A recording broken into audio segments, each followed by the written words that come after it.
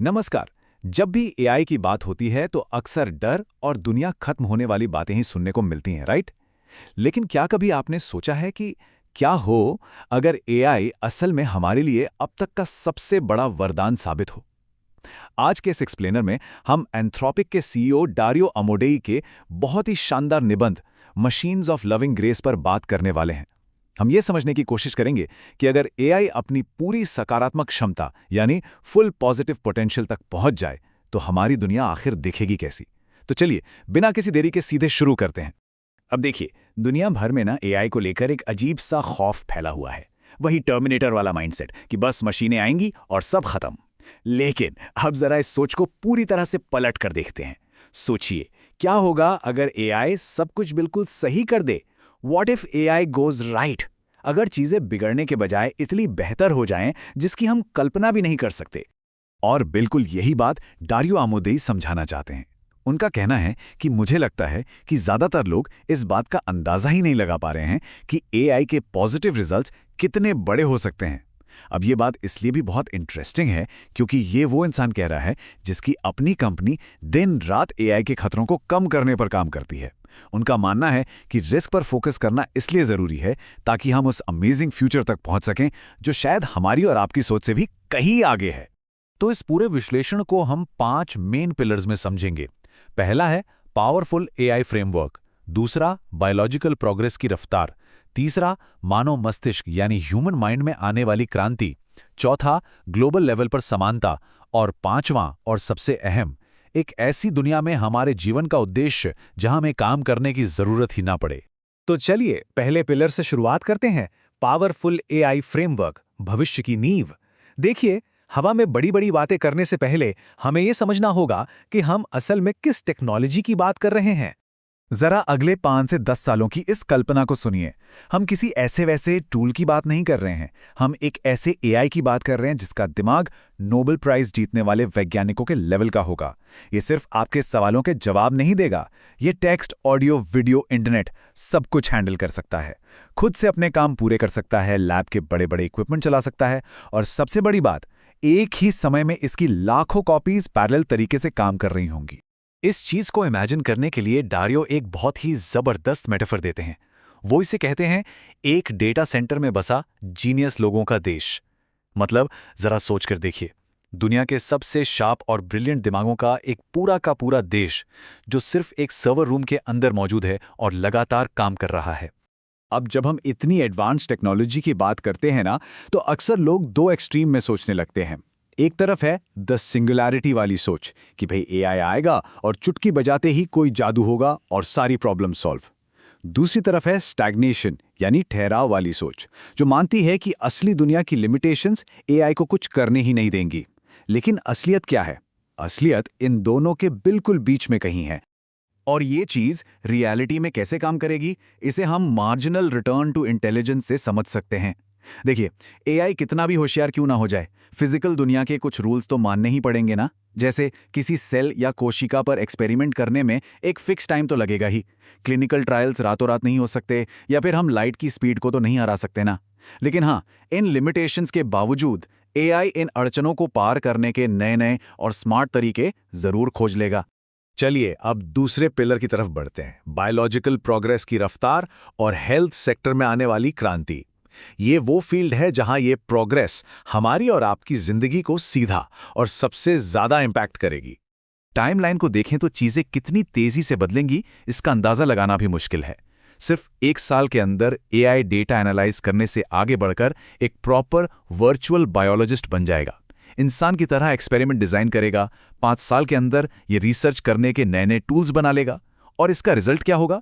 अगले सिर्फ 10 सालों के अंदर बायोलॉजी की फील्ड में इतनी प्रोग्रेस हो जाएगी जो शायद हमें खुद करने में 100 साल लग जाते। और इसकी वजह से जो मेडिकल प्रेडिक्शन सामने आ रहे हैं ना, वो किसी साइंस फिक्शन मूवी जैसे लगते हैं, पर ये बिल्कुल पॉसिबल हैं।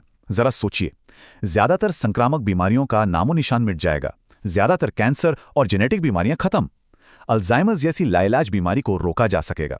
और सबसे माइंड ब्लोइंग बात, इंसानों की उम्र दोगुनी होकर करीब 150 साल तक पहुंच सकती है। आगे आने वाली पीढ़ियां शायद कैंसर को ऐसे देखेंगी जैसे आज हम स्कर्वी को देखते हैं, मतलब इतिहास की एक ऐसी बीमारी जो अब है ही नहीं।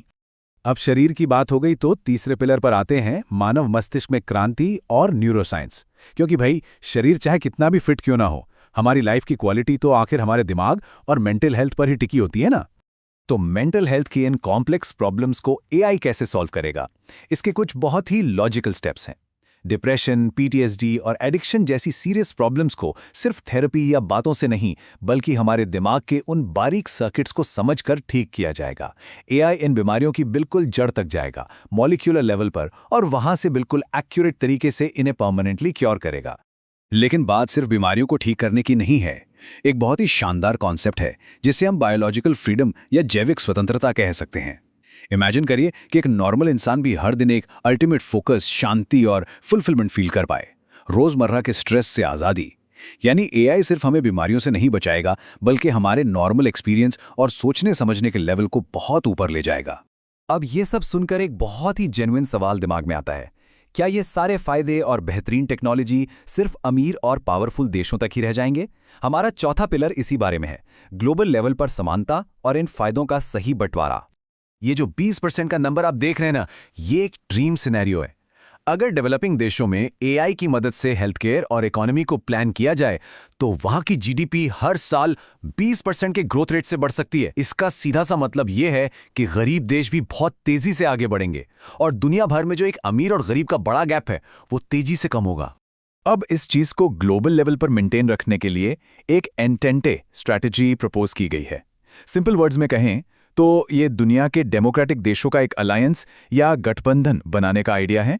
ये देश एआई की सप्लाई चेन को सेफ रखेंगे और इस टेक्नोलॉजी के फायदे ज्यादा से ज्यादा देशों तक पहुंचाएंगे, ताकि जो भी अलोकतांत्रिक या डिक्टेटर टाइप की ताकतें हैं उन्हें अलग थलग किया जा सके और दुनिया में एक बैलेंस बना रहे। क्योंकि भाई एआई के साथ हमेशा पॉलिटिक्स और कंट्रोल का रिस्क तो रहता ही है। यहां बिल्कुल टूक बात है। एक तरफ जो डिक्टेटरशिप वाली सरकारें हैं वो एआई का इस्तेमाल जनता की जासूसी करने और खतरनाक प्रोपेगेंडा फैलाने के लिए कर सकती हैं। वहीं दूसरी तरफ डेमोक्रेसी में एआई का इस्तेमाल सेंसरशिप को तोड़ने, लोगों तक सच्ची इन्फॉर्मेशन पहुंचाने और एक बिल्कुल अनबायस्ड लीगल सिस्टम बनाने में हो सकता है, जिससे हर इंसान के अधिकारों की रक्षा हो। और अब हम पहुंचते हैं अपने पांचवें और शायद सबसे गहरे पिलर पर, जीवन का उद्देश्य और पोस्ट लेबर वर्ल्ड, यानी काम के बाद की दुनिया। जरा सोचिए, जब एक एआई सिस्टम हर वो काम कर लेगा जो इंसान कर सकता है, बल्कि हमसे बेहतर कर लेगा, तो फिर हमारे अस्तित्व का, हमारी एग्जिस्टेंस का क्या मतलब रह जाएगा?